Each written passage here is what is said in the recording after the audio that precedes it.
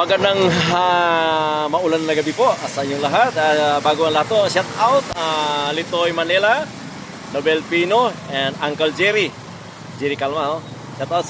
Guys, kanina guys, ito lang no, maulan ngayon, kailangan safety tayo sa daan. So kanina mayroon akong nakikita na yun, hindi safety kasi yung mga kaputingan nila, nakasalaylay na dito sa gulong, ganyan.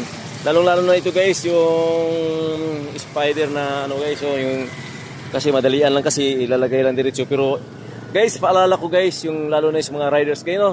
Marami akong napapansin kanina.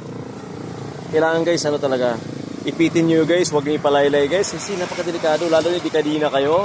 Ako, pag kinain na kadina guys, matibay po yun guys. Ako sigurado guys. Yun lang guys. Kailangan talaga may safety tayo sa daan, lalo na ngayon, maulan no. Yo, marami akong nakikita kanina guys, na siguro mga 5 siguro nasita ko. Ay hindi naman seta, pinagsabihan ko lang na wala sa safety. May isa doon guys na sabi niya ganoon, salamat kuya. Ano po ba kayo? Safety officers po ba kayo? Kung hindi ako safety, ano ako isang mobile rider ako na kung anong yung nakikita ko sa daan ng mga riders, kinukorek ko rin.